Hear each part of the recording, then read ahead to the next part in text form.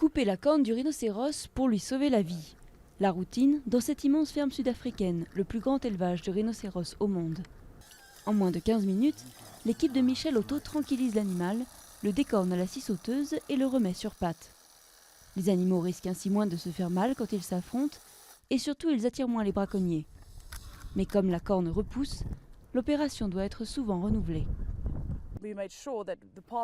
Quand nous coupons la corne, nous faisons attention à ne pas du tout toucher la partie sensible. À l'endroit où on coupe, il n'y a pas de vaisseau sanguin, pas de nerfs, donc ça ne peut pas être douloureux. C'est comme se couper les ongles ou les cheveux par exemple. Des cheveux qui valent très cher.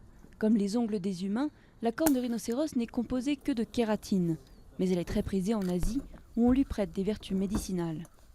Sur le marché noir, elle s'arrache à environ 60 000 $ le kilo, plus que l'or ou la cocaïne. Le propriétaire des 1200 rhinocéros de la ferme, John Hume, se bat pour obtenir la légalisation du commerce international de ces cornes, interdit depuis 1977. Certains activistes affirment que si la vente est légalisée, l'offre ne suffira pas à alimenter le marché. Mais les éleveurs estiment qu'il est de toute façon impossible de tarir la demande asiatique pour l'instant. Ce n'est pas la demande qui tue les rhinocéros, mais la manière de répondre à cette demande. Nous alimentons la demande avec des rhinocéros morts.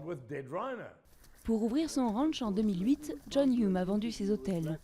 Aujourd'hui, l'éleveur dépense 150 000 € par mois, rien que pour la sécurité, des hommes armés aux équipements high-tech. Les cornes coupées sont pesées, marquées et mises sous scellés dans des lieux secrets. Les détracteurs de John Hume le perçoivent avant tout comme un homme d'affaires assis sur une fortune. 5 tonnes de cornes gardées 24 heures sur 24 en attendant de pouvoir les vendre. Un pari risqué.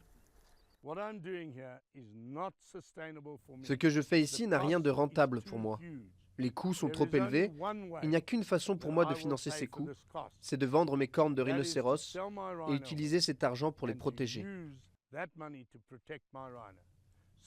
Donc, les gens qui m'empêchent de vendre les cornes et de protéger mes animaux pourraient aussi bien s'allier avec les braconniers parce qu'à terme, ils vont tuer mes rhinocéros.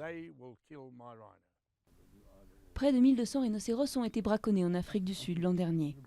Dans la ferme de John Hume, 600 bébés sont nés en 8 ans. Les quelques orphelins sont soignés puis remis en liberté dans le ranch, prêts à se reproduire à leur tour, exaucant ainsi les vœux de l'éleveur qui se considère comme un sauveur de l'espèce.